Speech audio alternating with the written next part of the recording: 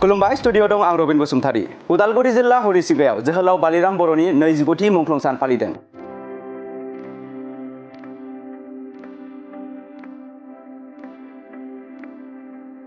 दिनैनि बे 30 मार्च खालारावनो बर' हारिया सासे जोहोलावखौ खोमाना लानांदोंमोन। बर' हारिनि राव, थुनलाइ, हारिमु, थामोनथा आरो रैखाथिनि थाखाय अहिंसा खान्थिजों दुलाराय बर' फरायसा आफादाव गिदिर बिबान रुजुनना खामानि मावबोबाय थानाय समावनो मेगन गोसा सुथुरनि आखायाव हरिसिंगा मेमर बस्तिनि गामिनि जोहोलाव बालिराम बर'आ गावनि बेसेनगोसा जिउखौ हारिनि थाखाय खोमानो गोनां जादोंमोन। बड'लेण्ड सोमावसारनायाव बड'फानि आगदा आगसि थानानै गोख्रों सोमावसारबोनाय जोहोलाव मुंख्लं बालिराम बर'नि मुंख्लं एबा थैनाय सानखौ मान होनानै एबसुआ बोसोरै खुंबोनाय बायदि देग्लायबो जोहोलाव बालिराम बर'नि 29थि मुंख्लं सानखौ मिरु आरो जिल्ला एबसुनि बानजायनायाव लोगोसे हरिसिंगा दख'रानि हेफाजाबजों देवलगुरियाव माल्टिपार्पस हिनजावसा गोजौ फरायसालिनि लांगोनायाव सानसेनि मेहेरगोनां हाबाफारिजों फालिदों।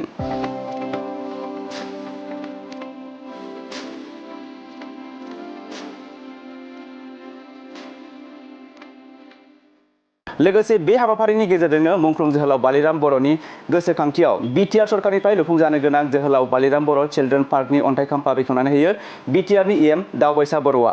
मख'जाथावदि बे जोहोलाव बालिराम बर' चिल्ड्रेन पार्कआव गथ'फोरा गेलेनायजों लोगोसे जोथोनै लाखिनानै दोनबोनाय सोमावसारबोनाय समाव मुंख्लं बालिराम बर' गाननाय जोमनाय आरो बिनि बाहायबोनाय मुवा बेसादफोरखौ बेयाव नुनो मोनगोन। दिनै जोहोलाव बालिराम बर' बिथांनि 29थि बोसोर मुंख्लं सान आरो बेखौ दुलाराय बर' फरायसा आफादा बोसोरफ्रोमबो फालियो आरो गुबुन बोसोरफ्राव फालिनाय बायदि देग्लायबो बेखौ नैबे हरिसिंगा बिथांनि जोनोम जायगायावनो बा ओनसोलावनो बेखौ फालिनाय जादों आरो जोंनि बिटिआर सरकारनिफ्राय बिटिआरनि मानगोनां गाहाय मावफुं सोद्रोमा मुस्रि प्रमद बर' बिथांनि अनसायनायजों बेवहाय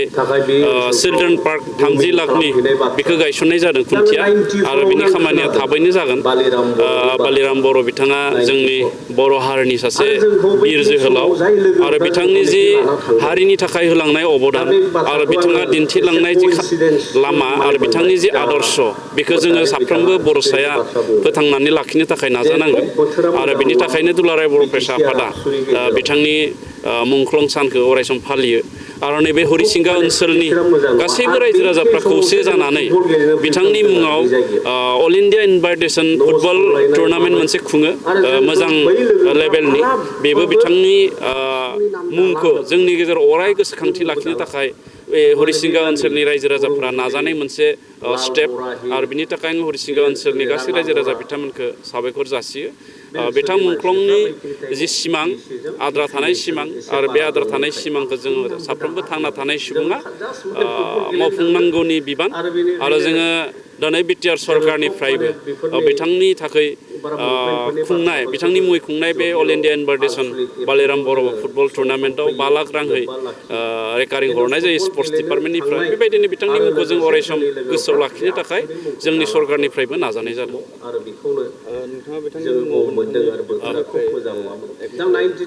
जिहेतु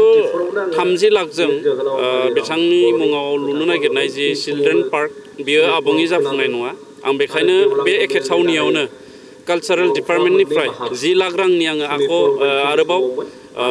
चिल्ड्रेन पार्कनि थाखाय जि नांगौ जानाय मुवा बेसादफोर दङ बा नांगौ मावनो गोनां खामानिफोर दङ बेखौ मावफुंनो थाखाय नैबे बाजेटआवनो 10 लाख रां आङो बे मुंख्लं जोहोलाव बालिराम बर' बिथांनि मुङै लुनो नागिरनाय चिल्ड्रेन पार्क बेयाव आङो अनसुंथाइ होनो थाखाय आङो फोसावदों आरो बिनि खामानिखौ थाबैनो जोङो जागायगोन। दिनै बालिराम बर' मुंख्लं सानजों लोब्बा लाखिनानै नोंथांनि बियाव गासैबो बेफोर बाथ्राफोरखौ 94आवनो आंहा एक्सपिरियेन्स आरो आङो दिनै फोसावनानै गोजोनदों जे जोंनि 30 नं बिटिसि समस्तियाव भेरगाव बिटिसि समस्तियाव थांनाय गोलाव बोसोर सोमावसारनायाव बड'लेण्डनि सोमावसारनायाव एबसुनि एनडिएफबि बिएलटि जोंहा मुंख्लं जानाय सुबुं दङ आरो बे मुंख्लं न'खरनो आंनिफ्राय आङो न'खरफ्रोमनोबो आङो हम सलार होनायनि थाखाय आङो दिनै बेहाय फोसावदों आरो जाय मुंख्लं न'खरा गोरिबसिन आरो जायफोरनाव बिदि खामानि मावनानै न'खर खुंनो हानाय बा न'खरखौ बेंनो हानाय मानसि गैला बेबायदि जायखौ जों असहाय होनना बुङो दा बेबायदि सुबुंनो आंनिफ्राय इ-रिक्सा होनो थाखायबो आङो पदक्षेप लादों आरो बेखौ एप्रिल दाननि गेजेरावनो जोंनि दुलाराय बर' फरायसा आफाद एनडिएफबिनि बारग' दैदेनगिरि बिथांमोन दङ बिएलटिनि बारग' दैदेनगिरि बिथांमोन दङ आं गासैखौबो हांख्रायनानै आरो मुंख्लं न'खरनि सोद्रोमा गासैखौबो हांख्रायनानै आरो जोंनि ओनसोलनि इन्टेलेक्सुयेल बिथांमोनखौ हांख्रायनानै आङो न'खरफ्रोमनोबो बे सलार आरो बेटारि रिक्सा जाय जायनो होनो थाखाय आङो राहा लादों आं बेखौ हरनो थाखाय जोंनि मेटेरियेल्स जिखिनि नांगौ आं बेखौ थियारि खालामनानै दोनखाबाय बे गोजोन समा बैसागुनि बैसागोनि सिगाङावनो आं बेखिनि खामानिखौ मावफुंनाय जाबाय आरो बेनो खुब गोलाव बड'लेण्ड सोमावसारनायनि सासे गोख्रों पिलार बर' हारिखौ गोसो गोरबोजों थैस' थांस' मोजां मोनग्रा अनग्रा रियेल जातीयताबादि आरो जातीय सत्ताजों जेब्लायबो गोख्रोङै हाबा मावग्रा मुंख्लं बालिराम बर'नि दिनै 29थि थैनाय सान एबा मुंख्लं सान दुलाराय बर' फरायसा आफाद आरो उदालगुरि जिल्ला एबसु हरिसिंगा दख'रा एबसु ज' हेफाजाब आरो बानजायनायाव गासै जिल्लानि दख'रानि बिबानगिरि मावथि आरो गोबां गेदेमा बिथांमोन रायजो राजानि बाहागो लानायजों हरिसिंगानि नैबे कचपारायाव देउलगुरिनि साखाथियाव थानाय बे थावनियाव मेहेरगोनाङै दिनै जोङो हाबाफारिखौ खुंफुंबाय बिथांनि गोसोखांथियाव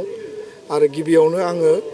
जोहोलाव बालिराम बर' बिथांनि सोरगोआरि जिउमानि आलो गोजोननि थाखाय इसोरनियाव आर'ज गाबदों आरो गोथाङै थानाय बर' फिसाफोरा जाहाथे बिथांनिफ्राय अराय थुलुंगा आरो बोर मोनो बेखौ आङो आनान गसाइनि खाथियाव आर'ज गाबबाय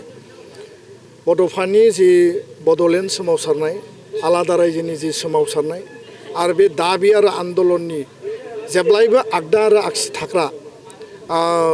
सासे गोख्रों दैदेनगिरि जोहोलाव बालिराम बर' होनना बुङोब्ला आगुनि दरं जिल्ला आरो आनडिभाइडेड जे दरं जिल्ला बा आनडिभाइडेड सनितपुर जिल्ला सानजाहा फारसे आरो एन्टायार दिनैनि जे बड'लेण्ड बा आसाम बे ओनसोलाव मिथियै रावबो गैया खिन्थु अबथिरायै बिथाङा 1996 मायथाइनि दिनैनि बे 30 मार्चआव मुंख्लं जायो आरो बे थासारिया जोंखौ जेब्लायबो दुखु होयो बे दुखुनांथाव मोनसे थासारिमोन गाव हारिनि गेजेराव मोनसे कनफ्लिक्ट थासारिनि थाखाय गोबां दैदेनगिरिफ्रा जिउ गोमानो गोनां जादों नाथाय बियो जोंनि मोनसे लेसनबोमोन आरो बे लेसनखौ लामा हान्थिनानैनो दिनै बिएसि सुक्तिनि उनाव बिटिसि गोरोबथा जाबाय बिटिसि गोरोबथानि उनाव बिटिआर गोरोबथा जाबाय बर' हारियाव गणतान्त्रिक दुलाराय बर' फरायसा आफादनि अहिंसा गणतान्त्रिक मास पिपोलनि मास रिभलिउसन जादों बड'फानि दैदेननायाव आरो बिएलटिनि दैदेननायाव हाथियारनि आन्दलन एनडिएफबिनि दैदेननायाव हाथियार आन्दलन दिनै 2020 मायथाइनि उनाव गासै आन्दलना मोनसे फिनिशिंआव सफैनायनि उनाव दिनै मोनसे मोजां गोरोबथा मोननो हाबाय नाथाय बे खोथाया बेबो नङा जे आन्दलना माने जोबनानै थांबाय दुलाराय बर' फरायसा आफादा गणतान्त्रिक आफाद आरो जेब्लासिम भारत राष्ट्रआ थागोन जेब्लासिम भारतनि संबिधाना भारतनि मोनफ्रोमबो नोगोरारि बा भारतनि मोनफ्रोमबो हारि हारिसानो जे अधिकारनि बाथ्रा बेयाव लिरनानै दोनदों दुलाराय बर' फरायसा आफादा गावनि अधिकार आरो संबिधानाव लिरनानै दोननाय जोंनि मोन्थाय आरो गोहोफोरखौ लानानै जों जेब्लाबो जुजिगोन आरो जेब्लाबो जोङो नांलांगोन आरो जेब्ला सोमावसारनांगौ जायो सोमावसारगोन जेब्ला सावरायनांगौ जों सावरायगोन जेब्ला जोङो जोंनि दाबिखौ लाखिनांगौ बेखौ सम आरो थासारिया कम्पेल खालामगोन आरो अब्लानो दुलाराय बर' फरायसा आफादा गावनि आवाजखौ दैखांगोन खिन्थु दिनैनि बे समाव जोहोलाव बालिराम बर'आ जि मोनसे जि थासारि आरो जि परिबेसाव बिथांमोना हाबा मावनो गोनां जादोंमोन जि मोनसे कनफ्लिक्टिं परिबेस आरो बेयाव जातीयताबादिनि चेतनाजों जातीय सत्ताजों हारि रैखाथिनि थाखाय हारिनि थामोन्थानि थाखाय हारिनि सार्भाइभेलनि थाखाय बिथांमोना गामि गामि थांनानै बड'फाजों मबिलाइज खालामदोंमोन बर' हारिनो जे मोनसे आलादा आबुं उदां रायजो नांगौ आरो रायजो मोननायनि गेजेरजोंसो बर' हारिया बुहुमाव गेवलांसारै थांना थागोन बे बाथ्राखौ फोजाखांनायनि खामानिखौ बिथांमोना गोख्रोङै मावदोंमोन दा बेखायनो बिथांनि मुङै दुलाराय बर' फरायसा आफादा बोसोरफ्रोमबो जोङो बिथांनि गोसोखांथियाव मुंख्लं सानाव जों हाबाफारि लायो आरो देग्लाय बोसोराव हाबाफारि लाबाय बिथांनि गोसोखांथियाव हरिसिंगा दख'रा दुलाराय बर' फरायसा आफादा उदालगुरि जिल्लानि माने हेफाजाबजों जयैनो ओनसोलनि रायजो राजानि मददजों बालिराम बर'नि मुङाव फुटबल टुर्नामेन्ट खुंनाय जायो बिथांनि मुङै बिथांनि फबनाय जायगायाव गोथार थावनिखौ साबना हामना खालामनायनि थाखाय जों गोबां समनिफ्राय नाजाबोबाय थादोंमोन आरो दिनै जोङो नैबे टंला आरो उदालगुरिनि जि साखाथि माने रडनि साखाथियाव थानाय AUT रडजों नांजाबनाय बे थावनियाव बालिराम बर'नि मुङै 30 लाखनि BTR काउन्सिलनिफ्राय बेयाव चिल्ड्रेन पार्क बिथांनि स्टेचु आरो माखासे बेयाव बिथिंफोरखौ नोजोर बोनानै कनस्ट्राक्सननि थाखाय दिनै फाउन्डेसन ले खालामदों आरो एडिशनेलि कालचार डिपार्टमेन्ट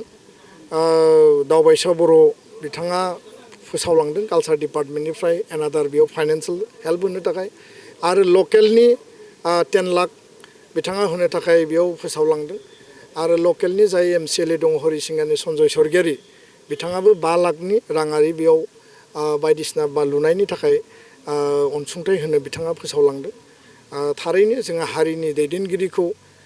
मोजां मोनसे स्टेटास मोनसे मोजां मर्यादा आरो बिथांनि गोसोखांथियाव जुगामि खालामनो थाखाय माखासे हाबाफारिखौ मावनांगोन बिथांनि जिखिनि गाननाय जोमनाय बाहायनाय मुवा बेसादफोर दङ बिथांनि माने आंगो बिनानाव मनमति बर' जाय बड'लेण्ड सोमावसारनायनि सासे गोख्रों माने मेथाइ खनगिरिमोन आरो बिथाङा दिनैबो हारि अननायनि हारिनि बाथ्राखौ लानानै देंखो बोयो बिथाङा बे बालिराम बर'नि गासै बे मुवा बेसादफोरखौ प्रिजार्भ खालामनानै दोनदों होननानै जों मिथिदों बे चिल्ड्रेन पार्कआ डेभेलप जायोब्ला जों गासैखौबो पाब्लिकनि नायनायनि थाखाय बा रायजो राजाया बुजिनायनि थाखाय जों बेयाव डिसप्ले खालामनो हागोन बालिराम बर'आ जोंनि आदर्श माने सोमब्ला बसुमतारिया जोंनि आदर्श आरो बड'फाया जेब्लायबो जोंनि हारिनि माने जाति फोथांनाय जाति रैखानि मोनसे आदर्श गेरेमसा माहारि दानायनि आदर्श बेखौ लानानै हाबा मावलांगोन आरो बालिराम बर' बिथांमोननि रुजुनायाव जोङो सासे नेहाद मावथि दुलाराय बर' फरायसा आफादाव जोङो बिबान लानानै खामानि मावदों बिथांमोननि आदर्शजों आगान सुरनानै हाबा मावदों आरो बेखायनो जेब्लायबो जों बिथांमोनखौ सिगां आरो गोजौआव दोननानै हारि दानायनि थाखाय जों जानजि खाफ्रानानै हाबा मावलांगोन आं बेखौनो दिनै फोरमायबाय गोजोन्थों